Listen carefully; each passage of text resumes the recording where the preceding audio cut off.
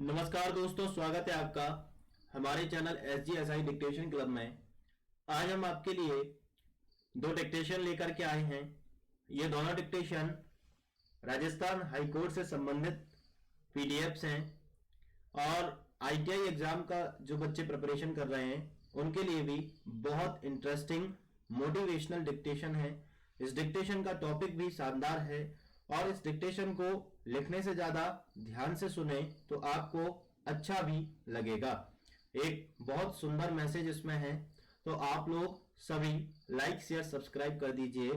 और WhatsApp group में नहीं जुड़े हैं तो डिस्क्रिप्शन में नंबर दिया है, वहां से आप हमारे व्हाट्सएप ग्रुप में जुड़ जाइए।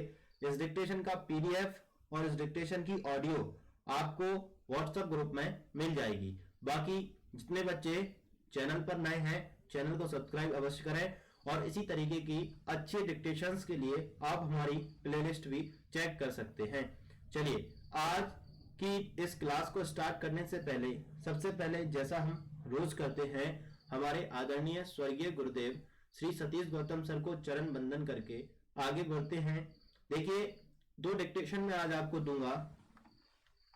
इसकी गति, इसमें शब्द, पहली डिक्टेशन में शब्द आपके 429 हैं और इसकी गति मैं रखूंगा बहुत सामान्य सी 80 शब्द प्रति मिनट में। इसलिए आप लोग आउटलाइंस को अच्छे से बनाएं और डिक्टेशन को लिख करके हमारे व्हाट्सएप ग्रुप में ट्रांसलेट करके अवश्य शेयर करें।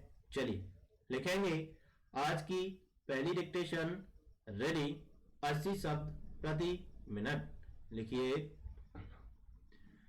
अध्यक्ष महोदय, एक व्यक्ति नौकरी नहीं मिलने से निराश होकर सोच में डूबा हुआ था।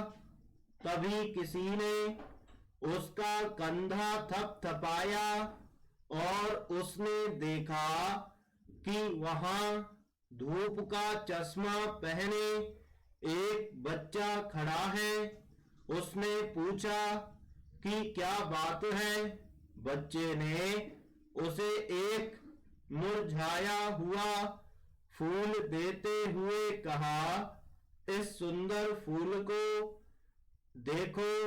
उसे थोड़ा क्रोध आया, परंतु उसने अपनी भावनाएं छिपा ली। कहा, हाँ सुंदर है।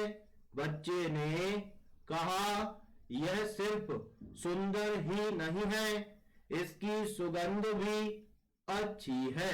अब तो उस व्यक्ति को क्रोध आ गया। उसने तंग आकर कहा, हाँ तुम ठीक कहते हो, यह सदर एवं सुगंधित फूल है। बच्चे ने मुस्कुराते हुए कहा, मैं इसे आपके लिए लाया हूं, ले लीजिए, परमात्मा आप पर कृपा करे। बच्चे का धन्यवाद करके वह क्षितिज की ओर ताकने लगा। तभी उसने धरती पर कुछ ठक ठक होती महसूस की। वह मुड़ा, देखा कि वह बच्चा छड़ी के सहारे जा रहा है। अचानक उसे बोध हुआ कि वह बच्चा अंधा है। उस क्षण उसे अनुभव हुआ कि उसने हाथ में जो फूल पकड़ा है वह वास्तव में विश्व का सबसे सुंदर एवं सुगंधित फूल है।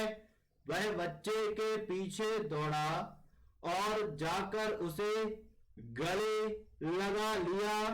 आंखों में आंसू लिए वह बोला, यह कोई सामान्य फूल नहीं है, यह वह फूल है जो तुम्हारे हृदय में खिला है। वह व्यक्ति इस बात से अभिभूत था कि यह बच्चा दोनों आंखें खोकर भी न केवल खुश था अपितु दूसरों से भी खुशियां बांट रहा था। दूसरों की समस्याओं की तुलना में हमारी समस्या प्रायः तुच्छ होती है, अतः हमें अपने वर्तमान को स्वीकारते हुए खुशी खुशी जीवन बिताना चाहिए। वास्तव में हमारे विचार ही हमारी खुशी में बाधा बनकर खड़े होते हैं। हम हमेशा स्वयं को आगे रखकर स्वयं को दूसरों की सहायता करने से रोकते हैं। हृदय में प्रेम हो तो एक अंधा व्यक्ति भी राहगीर हो सकता है, परंतु जिसका हृदय भी अंधा हो चुका हो उसे राह दिखाना बहुत कठिन कार्य है। अहंकार का अंधत्व भी ऐसा ही होता है। जिन्हें अहंकार हो गया हो उनके लिए इस विश्व सौंदर्य का दर्शन करना असंभव है। पैराग्राफ 10 शक्ति संरचना नियम और मानकों के मामले में भू राजनीति संयुक्त राष्ट्र के गठन के बाद से पूर्णतः बदल चुकी है। इस कालखंड में दुनिया ने शक्ति संतुलन को बदलते और नई शक्तियों को उभरते हुए देखा है। औपनिवेशिक युग का अवसान और नए स्वतंत्र राष्ट्रों का उत्थान देखा है, लेकिन इन बदलावों के बीच स्वयं संयुक्त राष्ट्र सुरक्षा परिषद ही अप्रासंगिक होता गया। उसकी अपंग कार्यशैली आज की वैश्विक शांति और सुरक्षा से जुड़ी चिंताओं को हल कर पाने में सक्षम नहीं है। स्टॉप। चलिए, ये एक डिक्टेशन, इस डिक्टेशन को आप आउटलाइंस बनाकर भी शेयर कर सकते हैं ग्रुप में, और व्हाट्सएप ग्रुप में इसका ट्रांसलेशन भी शेयर कर सकते हैं। बहुत अच्छा डिक्टेशन है, और इसको आउटलाइंस को भी आप सबसे मैं कहना चाहूंगा चेक करें, जिससे कि आपको पता चले कि हम कौन सा जो क्रियाएं होती हैं कौन सी हम पे जुड़ रही हैं, कौन सी नहीं जुड़ रही हैं। ठीक है, चलिए सेकंड डिक्टेशन आज का ये रहेगी आपकी 100 शब्द प्रति मिनट में। 432 शब्द इसमें है, 100 शब्द प्रति मिनट में मैं आपको दूंगा। इसमें गति अंकित 75 है, लेकिन मैं आपको इसको 100 शब्द प्रति मिनट में दूंगा। ठीक है, चलिए भाई सेकंड डिक्टेशन लिखेंगे। रेडी। अध्यक्ष महोदय, कक्का कह रहे थे कि जुते हुए खेतों की ओर देखोगे तो लगेगा कि उस पर चित्रकारी की गई है, या उसे देखकर तुम यह सोचने लगोगे कि यह सज रहा है, संवर रहा है। उनकी बातें सुनकर मैंने आसपास की टोलवी शाम गहरा रही थी। पंछी अपने घोंसले की ओर कब के लौट गए थे। नहर के उस पार ट्रैक्टर चला आ रहा था। ट्रैक्टर बिल्कुल पास में चला रहा होता तो कानों को प्रिय नहीं लगता, लेकिन दूर से आ रही उसके चलने की आवाज कानों में एक धुन की तरह समा रही थी। कक्का देर से दरवाजे पर खड़े थे और पूरब की ओर ही निहार रहे थे। पूरब के दृश्यों को अंधेरा बड़ी तेजी से ढकता जा रहा था, लेकिन आवाज अंधेरे की पकड़ से दूर होती है। वे आवाज सुन रहे थे। मुझ पर नजर पड़ते ही वे मुस्कुराने लगे। बोले, खेत संवर रहा है। मुस्कुराहट मेरे होठों पर भी आ गई, लेकिन उनके इस छोटे से वाक्य के कारण आंखों में हैरत का भाव भी उभर आया था। वे कह रहे थे कि धान की कटाई के बाद खेतों को जरूर सूनापन खटकने लगता है। खेत रह रहकर धान की लगी फसल के समय को याद करने लगता है। होगा कि तब लोग कितने प्यार से उसको निहारा करते थे। झुंड के झुंड चिड़िया आती थी, फुर्र से उड़ान भरती थी। जब हवा तनिक जोर से चलती थी, धान के पके दाने पायल की तरह रुंझुन रुंझुन बोलने लगते थे। लोग सुबह शाम उसको देखने आते थे, उसकी मेड़ पर चलते थे और इस स्नेह भरे हाथों के स्पर्श से धान की फसल को छूकर उसको धन्यवाद देते थे। Paragraph change. उसकी पीठ थपथपाते थे, सब कितना अच्छा लगता था।